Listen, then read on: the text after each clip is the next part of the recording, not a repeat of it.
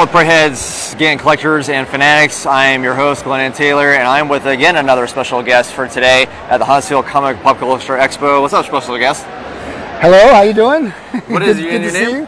Sam De La Rosa. Sam De La Rosa. Yes, sir. Now, for those of you who don't know, what would be the most notable comic book that you are familiar with that if they mentioned Sam De La Rosa, what would come in their heads? Well, hopefully, I would like them to think of Venom Lethal Protector.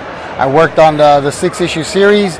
It was good enough to base a movie on, so I'm hoping that's what they think of. Awesome, man. And I did see the movie. The movie was actually fantastic. What did you think? I enjoyed it. I even bought the DVD and I got the action figure, so oh, nice. I liked it. Now, for those of you who don't know, the Lethal Protector #1 happens to be the first solo comic of Venom. How does that feel to be a part of that kind of series? You know, when I got the project, they told me 6 months in advance. Oh, really? And Nice. I could not say a word about what I was working on. And ever since the book came out, it's always been popular. Now even more so with the success of the movie. I'm just enjoying that. And that usually how it pertains to, for those who have not been collecting comics a lot of times, usually the movies, like how do I get the comic books pertaining to the movie? So that has that gotten any popularity since the movie came out with you and everything else? It really has. I try to do a good job of letting people know my association with the comic books that the movie is based on. And the media did a good job because they always showed the comic books that the movie was based on. So it was everywhere on the internet, Now, as an artist, why comic books as an artist? Has that always been pertaining to you? Have you always wanted to do that, or did comics come to you? Yeah, I always enjoyed drawing since grade school. So I just drew fun stuff, wild animals, dinosaurs, just interesting things. And then I came across comic books and found that I really enjoyed the characters. They're just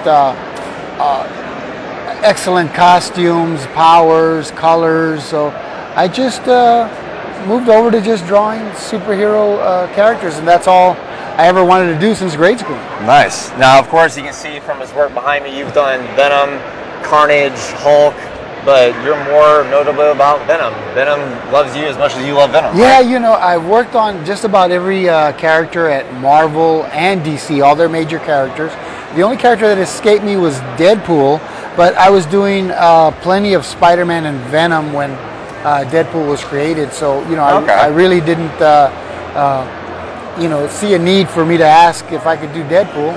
I was happy with Venom and Spider-Man. So, yeah, just about every character out there, all the characters that they've made movies of, I've worked on their adventures in comics.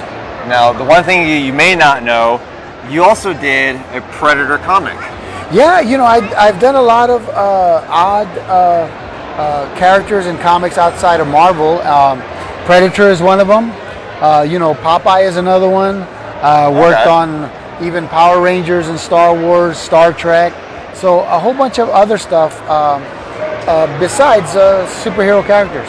Now, in relation to Predator, because you guys know at my YouTube channel, I'm a huge Predator fan. Next year will be my 30th anniversary collecting Predator. Wow. So yeah, I've actually, thank you again for signing issue 2 for me yesterday. So how did Predator come about on your table? How did you come across that? Well, I was at a show, and an artist from Dark Horse was my neighbor at Artist Alley, and he liked what I was doing, and he was penciling Predator for Dark Horse, and he wanted Chris Warner by any chance? Chris Warner. Wow. Okay. So he wanted me on his book. So I liked his artwork, and I got to work on a few sketches with him. He liked what I was doing, and that's how I got the job, the offer. Nice. Now, when it comes down to Predator itself, have you seen the new movie yet? I did, yeah. What did you think about it? I enjoyed it. I think the only movie that I didn't really enjoy Predator in was the one with Topher Grace. Oh, the Predators. Predators, yeah. I didn't really enjoy that, but they're fun, and I like them. I'm not a harsh critic. Well, it's funny you mentioned that because he did play Venom in Spider-Man 3. So how did you like his version of Venom versus the one that we just now saw? You know, he was out of character. You know, as far as casting, Eddie Brock is a big guy physically, and Topher was not, and it just didn't come across that well, or well at all, in my opinion. And the way they portrayed Venom, again, he was kind of like a same stature and form as Spider-Man. Yeah, and that was a little bit off to me too. Yeah. And when he started talking, the CGI was good, but the voice didn't correlate to what I'm used to. Yeah, so that was a little bit of a knockoff. I really haven't come across anyone that says that they really like, you know, Venom in that movie. I'm glad he was in the movie, though. Yeah. Glad to see him up there, but the version that came out last year was much better. Yeah, that was spot on. I really like that a lot. Now, of course, as Predator fans, when you inked Predator, because this is the first time Predator even came about, was there any secrecy when Chris Warner approached you saying we can't talk about Predator, at least not yet? You know, I don't remember that. It was so long ago, 1989, that I did that assignment. I don't remember them putting any restrictions on me like Marvel did. You know, I couldn't say anything in regard to Venom getting his own book, but I just don't recall Dark Horse saying anything. But it was well received. It sold out of the first printing, which I have, and it went into a second printing. Yeah, so. And actually, when I first got Predator, I didn't realize it was a comic book until 1991, and I realized correlation between Predator 2 and the comic book. Now, in your opinion, this is my opinion, there wouldn't be, if not for Dark Horse Comics, there wouldn't be an AVP or Predator 2 or all these other characters. Yeah, I think they really brought attention to the characters and did, you know, a great job in their books. Excellent writers, excellent artists. So I was glad to see, you know, aliens and predators in comics. Even DC had those characters with their characters.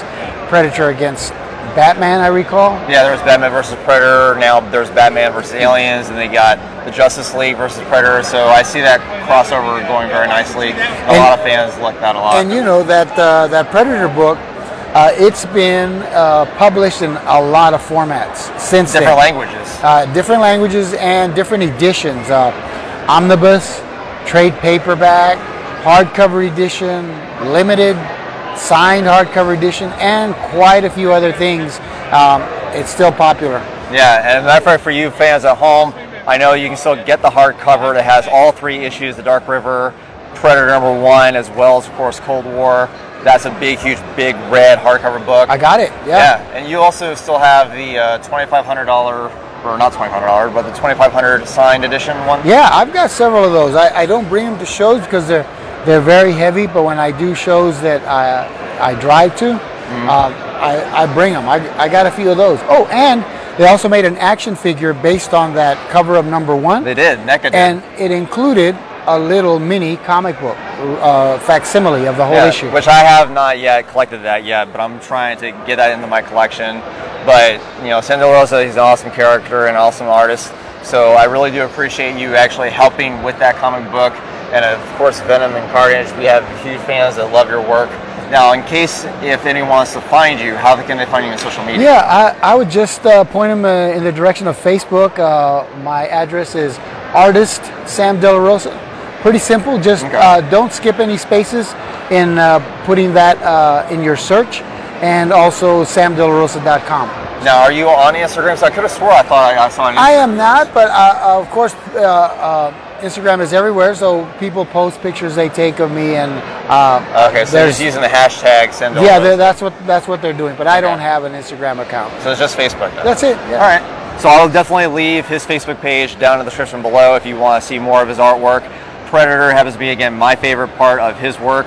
So again, thank you, Sam De La Rosa, again, for signing that yesterday. Thank you very much, man. So again, there will be more interviews coming up later on. Hit that subscribe button as well as the bell notification, and I will see you guys next time. Happy hunting.